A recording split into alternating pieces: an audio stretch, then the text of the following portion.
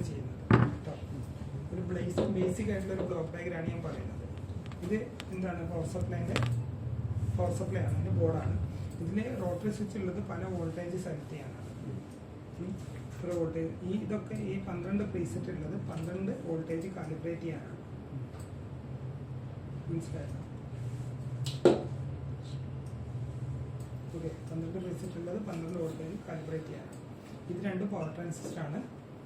ഇതിൻ്റെ basic block diagram എന്ന് പറഞ്ഞാൽ ഇപ്പോൾ 12 വോൾട്ട്, ഇനി 15 വോൾട്ട്, 15 വോൾട്ട് 2 ആംപിയർ അല്ലെങ്കിൽ 3 ആംപിയറിൻ്റെ ഒരു ഹൈ പവർ വൈൻഡിങ് ആണ് ഇതിൽ ഉണ്ടാവുക.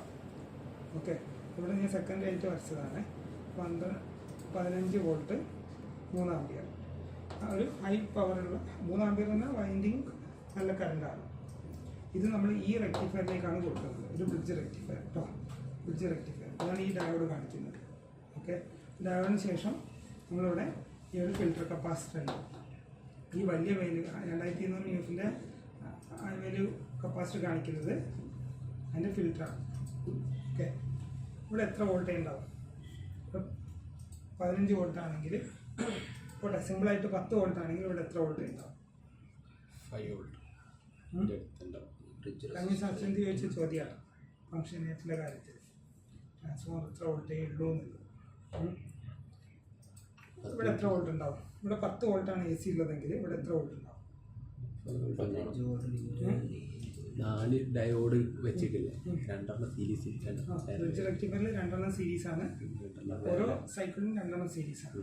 അപ്പോൾ ഒരു ഡയോഡ് 0.7 വെച്ചിട്ട് 2 ഡയോഡ് 1.4 വോൾട്ട് ഡ്രോപ്പ് ഉണ്ടാവും. യഥാർത്ഥത്തിൽ ഇവിടെ എത്ര വോൾട്ട് ഉണ്ടാവും? ഇതിന്റെ ക്വസ്റ്റ്യൻ ഇവിടെ എത്ര വോൾട്ട് ഉണ്ടാവും? 1.4 കുറച്ച് കഴിഞ്ഞാൽ 8.6 എത്ര ഉണ്ടാവും അതിലെ? പറയുന്നത് ശരിയല്ല, അറിയാം.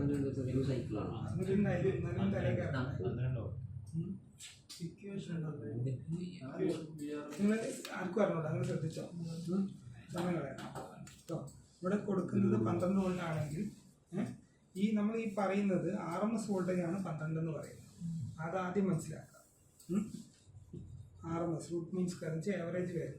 ഇത് ശ്രദ്ധിക്കും, ഇനി ആലോചിക്കേണ്ട, ഇവിടെ ശ്രദ്ധിക്കും കേട്ടോ. RMS വാല്യൂ ആണ് 12 എന്ന് പറയുന്നത്.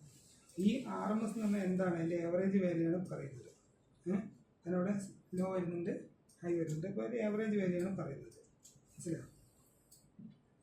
ആവറേജ് വാല്യൂ ആണ് പറയുന്നത്. പറഞ്ഞാൽ മനസ്സിലാവും. അപ്പോൾ ഇതിൻ്റെ പീക്ക് വാല്യൂ ആണ് ഇവിടെ കിട്ടുക. അതെന്താണെന്ന് വെച്ചാൽ നമ്മളൊരു ബ്രിഡ്ജ് റെക്ടിഫയറിൻ്റെ ഔട്ട് ഇങ്ങനെയായിരിക്കും ഉണ്ടാവുക അല്ലേ? ബ്രിഡ്ജ് റെക്ടിഫയറിൻ്റെ ഔട്ട്പുട്ട് ഇങ്ങനെയല്ലേ ഉണ്ടാവുക. ഇതിവിടെ ഒരു കപ്പാസിറ്റി വെച്ച് കഴിഞ്ഞാൽ എത്ര വോൾട്ട് വരെ ചാർജ് ആവും? അത് കപ്പാസിറ്റി ഫുൾ ചാർജ് ആവും, പിന്നെ കുറേശ്ശെ ഡിസ്ചാർജ് ആവും. ഇപ്പോഴത്തേക്ക് അടുത്ത സൈക്കിൾ വരും, കുറേശ്ശെ ഡിസ്ചാർജ് ആവും. ഇങ്ങനെയാണ് അതിൻ്റെ വേവ് ഫോം ഉണ്ടാവുക. ലോഡ് ഇല്ലെങ്കിൽ ഇത് ക്ലിയർ ആയിട്ട് സ്ട്രൈറ്റ് ലൈൻ ആയിരിക്കും. പറഞ്ഞാൽ മനസ്സിലാവും. അപ്പോൾ ഇതിൻ്റെ പീക്ക് വോൾട്ടേജ് ആണ് ഇവിടെ ഉണ്ടാവുക, അല്ലാണ്ട് RMS വാല്യൂ എല്ലാം ഉണ്ടാവുക. ഇതിൻ്റെ പീക്ക് വാല്യൂ ആണ് ഫിൽറ്ററിൻ്റെ അക്രോസ് ഉണ്ടാവുക. അപ്പോൾ VM എന്ന് പറഞ്ഞാൽ ഒരു ഇക്വേഷൻ ഉണ്ട്. VM എന്ന് വെച്ചാൽ VRMS ഇൻറ്റു √2 ആണ്. എന്ന് വെച്ചാൽ RMS വോൾട്ടേജ് ഇൻറ്റു 1.414 എന്നുള്ള വാല്യൂ ആണ്. റഫായിട്ട് കാൽക്കുലേറ്റ് ചെയ്താൽ മതി. 1.5 എന്ന് അടുപ്പിച്ച് വരും, പകുതി. 0.5 എന്ന് വെച്ചാൽ പകുതി. 414 അല്ലേ, ഓൾമോസ്റ്റ് 5 ആയിട്ട് കാണാം, 0.5 ആയിട്ട് കാണാം. അപ്പോൾ 10 ആണെങ്കിൽ ഇവിടെ ഏകദേശം 14 വോൾട്ട് ഉണ്ടാവും. അപ്പോൾ 15 വോൾട്ട് ആണെങ്കിൽ എത്ര ഉണ്ടാവും? 15ഉം 7ഉം 22 വോൾട്ടോളം ഇവിടെ ഉണ്ടാവും. 15 വോൾട്ട് ട്രാൻസ്ഫോർ വെച്ചാൽ അവിടെ 22 വോൾട്ടോളം ഉണ്ടാവും. ഫംഗ്ഷനായിട്ട് നമ്മൾ peak voltage peak to peak എന്ന് പറഞ്ഞാൽ +10 വോൾട്ടാണ്. എന്നാൽ +10ഉം -10ഉം ആണ്. അപ്പോൾ നമ്മളതിൽ ജനറേറ്റ് ചെയ്യുന്നത് +15ഉം -15ഉം ആണ് പവർ സപ്ലൈ. പവർ സപ്ലൈ +15 കിട്ടണമെങ്കിൽ +22 -22 ഓക്കെ ആണ്. അത് മനസ്സിലാവും?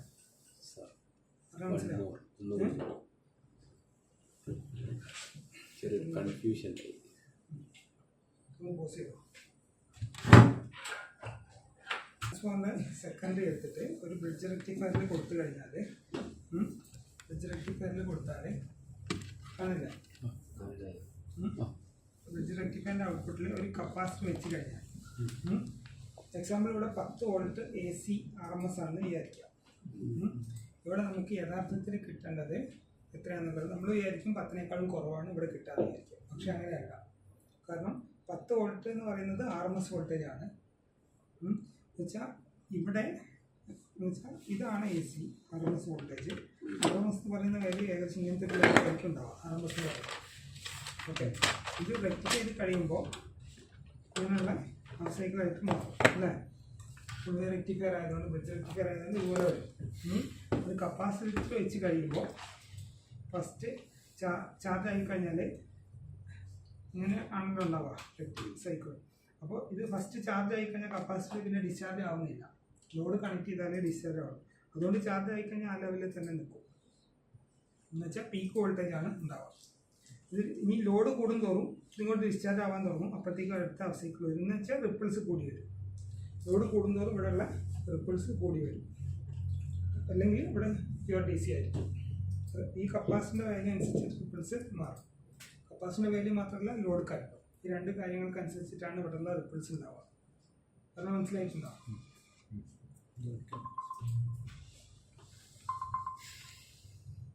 ഒന്ന് പോസ്റ്റ് ചെയ്യാം അജയ്.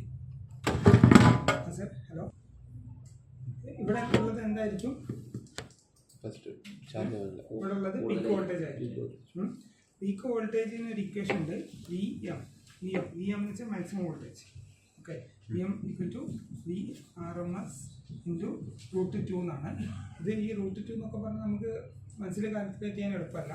അതിൻ്റെ വാല്യൂ എന്ന് പറഞ്ഞാൽ 1.414 എന്നുള്ളൊരു വാല്യൂ ആണ് √2ന് ഇക്വലൻ്റ്. അതുകൊണ്ട് VRMS വോൾട്ടേജ് എന്താണോ അതിൻ്റെ × 1.414 ചെയ്ത് കഴിഞ്ഞാൽ കൃത്യമായിട്ടുള്ള വോൾട്ടേജ് കിട്ടും. അതിൽ നിന്ന് ഇവിടെ 2 ഡയോഡ് സീരീസ് വരുന്നുണ്ട് കേട്ടോ. 0.7 1.4 കുറഞ്ഞിട്ടുള്ള വാല്യൂ. അപ്പോൾ ആദ്യം നമ്മൾ VM കണ്ടുപിടിക്കുക. ഒരു 10 വോൾട്ടാണ് കൊടുക്കുന്നതെങ്കിൽ ഇവിടെ 0.4 എന്ന് പറഞ്ഞാൽ 0.5ൻ്റെ അടുത്തല്ലേ.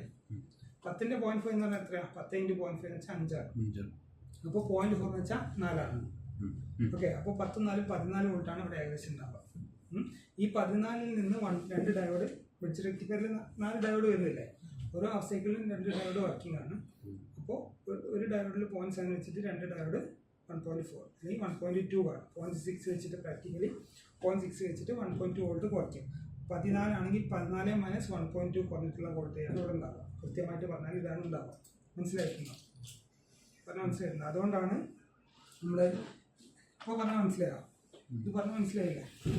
ഇനി നമ്മൾ ശ്രദ്ധിക്കേണ്ടത് എന്താണെന്ന് വെച്ചാൽ ഒരു ഫംഗ്ഷൻ ജനറേറ്ററിൽ ഔട്ട്പുട്ട് എന്ന് പറയുന്നത് 20 വോൾട്ട് VPP എന്നാണ് പറയുക. 20 വോൾട്ടാണ് പീക്ക് ടു പീക്ക് വരേണ്ടത്. അങ്ങനെയാണെങ്കിൽ ഈ ഓപ്പാമ്പിന് സപ്ലൈ കൊടുക്കേണ്ടത് മാത്രമല്ല ഇതിൽ ±5 ഓഫ്സെറ്റ് ചെയ്യുന്നുണ്ട്. 5 വോൾട്ട് മുകളിലോട്ടും താഴത്തോട്ടും ഷിഫ്റ്റ് ചെയ്യാനുള്ള ഒരു ഓപ്ഷൻ ഉണ്ട്. DC ഓഫ്സെറ്റ് എന്നൊരു ഫംഗ്ഷൻ വെച്ചാൽ മുകളിലോട്ട് 10 ആണ്, താഴത്തോട്ട് 10 ആണ്. അപ്പോൾ 5 വോൾട്ട് ഷിഫ്റ്റ് ചെയ്യാന്ന് പറഞ്ഞാൽ 15 വോൾട്ട് മാക്സിമം പോകണം. ഓപ്പാമ്പിൽ നമ്മൾ സപ്ലൈ കൊടുക്കുക 18 വോൾട്ട് സപ്ലൈ ആണ് കൊടുക്കുക. കാരണം 15 വോൾട്ട് ഷിഫ്റ്റ് ആണെങ്കിൽ ആ 15 ആണ് മാക്സിമം പോസിറ്റീവ് സൈഡ്, അതിനേക്കാളും കൂടുതലായിരിക്കണം അതിൻ്റെ സപ്ലൈ. ഇതാണ് അതിൻ്റെ ഡിസൈനിൻ്റെ ബേസിക് ലോജിക് കേട്ടോ. 18 വോൾട്ടാണ് സപ്ലൈ കൊടുക്കുക. അങ്ങനെ 18 വോൾട്ട് കൊടുക്കണമെങ്കിൽ 15 വോൾട്ട് ആണെങ്കിൽ എത്ര വോൾട്ട് ഉണ്ടാവും?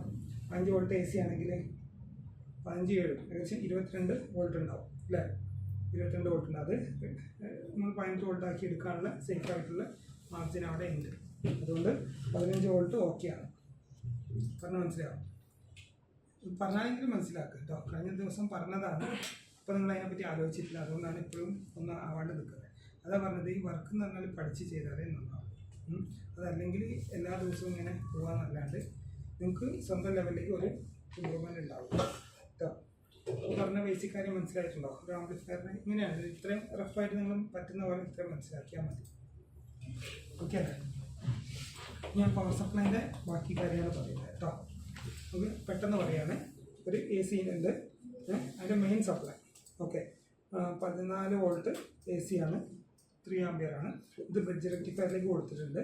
ഇവിടെ ഒരു കപ്പാസിറ്റർ വെച്ചിട്ട് ഇതാണ് ബ്രിഡ്ജ് റെക്ടിഫയർ, ഇതാണ് കപ്പാസിറ്റർ.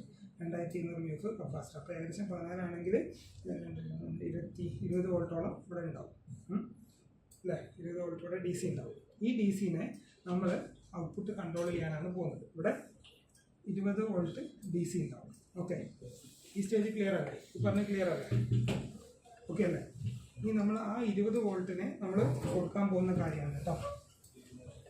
അത് ചെയ്യുന്ന എന്താണെന്ന് വെച്ച് കഴിഞ്ഞാൽ 20 വോൾട്ട് അത് നേരെ ഒരു ട്രാൻസിസ്റ്ററാണ് കൺട്രോൾ ചെയ്യുക ഔട്ട്പുട്ട്. അതാണ് ഈ ട്രാൻസിസ്റ്റർ. രണ്ടെണ്ണം പാരലായിട്ടാണ് കണക്ട് ചെയ്തിട്ടുള്ളത്. ഇതൊന്നേ ഞാൻ വരയ്ക്കുന്നുള്ളൂ. പാരലായിട്ട് കണക്ട് ചെയ്യാൻ കാരണം 3055ൻ്റെ രണ്ടെണ്ണമാണ് ഉണ്ടാവുക. കാരണം ഒന്ന് 3 ആമ്പിയർ കപ്പാസിറ്റി ആണെങ്കിൽ രണ്ടെണ്ണം 6 ആമ്പിയർ കപ്പാസിറ്റി കിട്ടുന്ന രീതിയിൽ കേടാവാതിരിക്കാനാണ് രണ്ടെണ്ണം പാരലായിട്ട് കൊടുത്തിട്ടുള്ളത്. ഓക്കെ, ഇനി നമ്മളിവിടെയാണ് 20 വോൾട്ട് ഈ വോൾട്ടേജ് കണക്ട് ചെയ്തിട്ടുള്ളത്. നമ്മളിവിടെ കൺട്രോൾ ചെയ്യണം ഇതിൽ.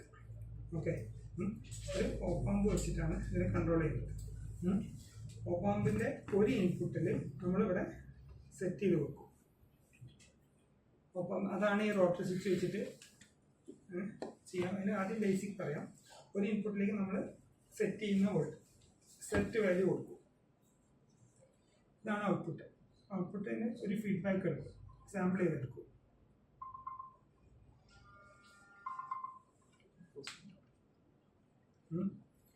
ഓക്കെ, ഔട്ട്പുട്ട് നമുക്കിപ്പോൾ 10 വോൾട്ടാണ് വേണ്ടതെങ്കിൽ അതിന് ഒന്ന് ഇവിടെ നമ്മൾ റെഫറൻസ് 2.5 വോൾട്ട് മാക്സിമമാണ് ഉപയോഗിക്കുന്നത് കേട്ടോ. അത് ഒരു TL431 എന്നുള്ള ഒരു റെഫറൻസ് വെച്ചിട്ടാണ് ഇത് ചെയ്യുന്നത്. TL431 റെഫറൻസ് വെച്ചിട്ട് ഗ്രൗണ്ടാണ്. അപ്പോൾ ഇവിടെ 0 to 2.5 വോൾട്ടാണ് ഉണ്ടാവുക. ആ പ്രീസെറ്റാണ് കാണിച്ചിട്ടുള്ളത്. ഇത് പ്രീസെറ്റാണ്. ഓക്കെ, അതിവിടെ കൊടുത്തിട്ടില്ല. അപ്പോൾ നമ്മൾ 10 വോൾട്ട് കൊടുത്താൽ എങ്ങനെ പോയാലും ഇവിടെ മാക്സിമം 2.5 ഉള്ളൂ. അപ്പം അതുപോലെ ഇവിടെ ഡിവൈഡർ വെച്ചിട്ടില്ല. 10 വോൾട്ട് ആണെങ്കിൽ ഇവിടെ 2.5 കിട്ടണമെങ്കിൽ 4 ഡിവൈഡ് ചെയ്യണം. വെച്ചാൽ ഇവിടെ 1Kയും ഇവിടെ 3Kയും വെച്ചാൽ 3 4 ഇവിടെ കിട്ടും. മനസ്സിലാവുന്നത്? അപ്പോൾ ആ ഡിവൈഡ് ചെയ്യുന്നതാണ് വേറെ ഇൻപുട്ടിലേക്ക് കൊടുത്തത്. ഇത് റീഡ് വാല്യൂ ആണ്, ഇത് സെറ്റ് വാല്യൂ, ഇത് പ്രസൻറ്റ് വാല്യൂ എന്ന് കാണിക്കുകയാണ്. ഇൻഡഡ് ആയിട്ട് പറയുകയാണെങ്കിൽ SPPV, set value present value. Okay, അങ്ങനെ എടുത്തു. ഇനി നമ്മൾ നോക്കേണ്ടത് ഈ ഓപ്പാമ്പാണ് ഇതിനെ കൺട്രോൾ ചെയ്യുന്നത്. ഇത് എന്തിനാണ് ഇവിടെ ഓപ്പാമ്പ് വെച്ചിട്ടുള്ളതെന്ന് വെച്ച് കഴിഞ്ഞാൽ ശ്രദ്ധിച്ചോ, ഇവിടെ നോ ലോഡുള്ള വോൾട്ടേജ് ആയിരിക്കില്ല ഹൈ കറണ്ട് പോകുമ്പോൾ. അപ്പോൾ വോൾട്ടേജ് വേരിയേഷൻ വരും. നമ്മൾ ഒരു വോൾട്ടേജ് ഇവിടെ കൊടുത്തുകൊണ്ടിരുന്നു കഴിഞ്ഞാൽ ലോഡ് ചെയ്യുമ്പോൾ ഇതിൻ്റെയൊക്കെ എഫക്റ്റ് കൊണ്ട് ആ വോൾട്ടേജ് വേരിയേഷൻ വന്നുകൊണ്ടിരിക്കും. അപ്പോൾ പ്രിസിഷനായിട്ട് കൺട്രോൾ ചെയ്യാനാണ് ഓപ്പാമ്പ് വെച്ചിട്ടുള്ളത്. ഓപ്പാമ്പ് എന്ത് ചെയ്യുന്നത് വെച്ചാൽ ഔട്ട്പുട്ട് വോൾട്ടേജ് കുറഞ്ഞ് ലോഡ് കണക്ട് ചെയ്യുമ്പോൾ ഔട്ട്പുട്ട് വോൾട്ടേജ് കുറവാണെങ്കിൽ ഓട്ടോമാറ്റിക് ഈ വോൾട്ടേജ് കുറവായിരിക്കും. അപ്പോൾ അത് നമ്മൾ ഔട്ട്പുട്ട് അതിനനുസരിച്ച് കൂട്ടും. ഇത് പോസിറ്റീവ് ഇൻപുട്ടിലേക്കായിരിക്കും കൊടുത്തിട്ടുണ്ടാവുക. ഇവിടെ കുറവാണെങ്കിൽ ഇവിടെ കൂടുതൽ ബയാസ് ചെയ്യും. ഔട്ട്പുട്ട് വോൾട്ടേജ് കൂടുതൽ പോകുമ്പോൾ കൂടുതൽ കണ്ടക്ട് ചെയ്യും. നമ്മൾ സെറ്റ് ചെയ്തതിനേക്കാളും മുകളിലേക്ക് പോകാനുള്ള ടെൻഡൻസി ഉണ്ടെങ്കിൽ മുകളിൽ വരുമ്പോൾ എന്താവും, ഇവിടെ വോൾട്ടേജ് ഫീഡ്ബാക്ക് വോൾട്ടേജും കൂടും. ഇവിടെ 10 വോൾട്ടാണ് സെറ്റ് ചെയ്ത് 12ലേക്ക് പോകാമെന്ന് വിചാരിച്ചു. അപ്പോൾ ഈ ഇവിടെ 2.5ൻ്റെ സ്ഥാനത്ത് 2.5ൻ്റെ മുകളിലേക്ക് വരും. ഇത് ഒരു കമ്പാരേറ്റർ പോലെ വരും. ഇവിടെ കൊടുത്തിട്ടുള്ള മാക്സിമം 2.5 ആണ്. ഇത് 2.5ൻ്റെ മുകളിലേക്ക് ഇൻവെർട്ടിങ്ങിൽ പോയി കഴിഞ്ഞാൽ ഔട്ട്പുട്ട് മൈനസിലേക്ക് പോകും. എന്ന് വെച്ചാൽ ട്രാൻസിസ്റ്റർ ഓഫ് ആകും. മനസ്സിലാ പറഞ്ഞേ? ഈ രീതിയിൽ ഈ ഓപ്പാമ്പാണ് ക്ലോസ്ഡ് ലൂപ്പിൽ വർക്ക് ചെയ്യും. കമ്പാരേറ്റർ അല്ല യഥാർത്ഥത്തിൽ ഉണ്ടാവും, ക്ലോസ്ഡ് ലൂപ്പാണ്. വെച്ചാൽ ആ ഇൻസ്റ്റൻ്റിൽ ചെയ്തുകൊണ്ടിരിക്കും. ക്ലോസ്ഡ് ലൂപ്പ് എന്നാണ് പറയുക. ഇവിടെയാണ് നമ്മൾ സെറ്റ് ചെയ്യുന്നത്, അതിങ്ങനെ കൺട്രോൾ ചെയ്യും. ഇതാണ് അതിൻ്റെ ബേസിക് സർക്യൂട്ട്. മനസ്സിലാവും? അത് മനസ്സിലായിട്ടില്ല? ഏകദേശം ഓക്കെ അല്ലേ? നിങ്ങൾ ഡൗട്ട് ഉണ്ടോ? അപ്പോൾ പറഞ്ഞ ഡൗട്ട് ഉണ്ടോ? ഇത് ഓപ്പാമ്പ് 741 വെച്ചിട്ടാണ് ചെയ്യുന്നത്. ഇത് കമ്പാരേറ്ററിന് വേണമെങ്കിൽ പറയാം, പക്ഷേ ഇത് കമ്പാരേറ്റർ അല്ല, ക്ലോസ്ഡ് ലൂപ്പിലാണ് അത് വർക്ക് ചെയ്യുക. ഇൻസ്റ്റൻറ്റേനിയസ് ആയിട്ട് അത് ചെയ്തുകൊണ്ടിരിക്കും. നമ്മൾ സെറ്റ് ചെയ്തതിനേക്കാളും കുറവാണ് ഔട്ട്പുട്ട് ഉള്ളതെങ്കിൽ നോൺ ഇൻവെർട്ടിങ്ങിലാണ് കൂടുതൽ. ഇതിലേക്ക് സെറ്റ് ചെയ്തതിനേക്കാളും കുറവാണ് ഔട്ട്പുട്ട് ഉള്ളത്. സെറ്റ് ചെയ്യുന്ന എവിടെയാണ്? ആ റോട്ടർ സ്വിച്ചിലാണ്. റോട്ടർ സ്വിച്ചിനേക്കാളും കുറവാണ് ഔട്ട്പുട്ട് കിട്ടുന്നതെങ്കിൽ ഇൻവെർട്ടിങ്ങിൽ കുറവും നോൺ ഇൻവെർട്ടിങ്ങിൽ കൂടുതലുമാണ്. അപ്പോൾ ഔട്ട്പുട്ട് പോസിറ്റീവ് സൈഡിലേക്ക് പോകും. അപ്പോൾ അത് കൂടുതൽ കണ്ടക്ട് ചെയ്യും. കൂടുതൽ കണ്ടക്ട് ചെയ്യുമ്പോൾ കുറവാണെങ്കിൽ കൂട്ടും. നമ്മൾ സെറ്റ് ചെയ്തതിനേക്കാളും കൂടുതൽ ഇവിടെ വന്നു കഴിഞ്ഞാൽ എന്ത് സംഭവിക്കും? കൂടുതൽ വന്നു കഴിഞ്ഞാൽ അത് ഇൻവെർട്ടിങ്ങിലേക്കാണ് കൂടുതൽ വരിക. എന്നുവെച്ചാൽ ഔട്ട്പുട്ട് മൈനസിലേക്കാക്കും. അപ്പോൾ ഇതിൻ്റെ കണ്ടക്ഷൻ കുറയ്ക്കും. അങ്ങനെ ആ ഇൻസ്റ്റൻറ്റിൽ കൺട്രോൾ ചെയ്തിട്ടാണ് ഇത് വർക്ക് ചെയ്യുന്നത്. ഓക്കെ, അപ്പോൾ പറഞ്ഞാൽ ഏകദേശം ക്ലിയർ ആണല്ലോ. അപ്പോൾ first AC high power AC ഇവിടെ കണക്ട് ചെയ്യുക. ഈ ഓപ്പാമ്പ് വർക്ക് ചെയ്യണമെങ്കിൽ +15 -15 വേണം. അതിന് വേണ്ടിയിട്ട് ഒരു അഡീഷണൽ വൈൻഡിങ് കൂടി ഇതിലുണ്ട് കേട്ടോ. 15 വോൾട്ടിൻ്റെ ഒരു ആംപിയർ റെക്റ്റിഫയറും കൂടി ഇതിലുണ്ട്. ആപ്പമല്ല ഫുൾ വരും കേട്ടോ. ഇവിടെ കൊടുക്കുന്നത് ഈ റെക്റ്റിഫയർ വഴി. ഇത് ഫുൾ വേവ് അല്ല ശരിക്കും.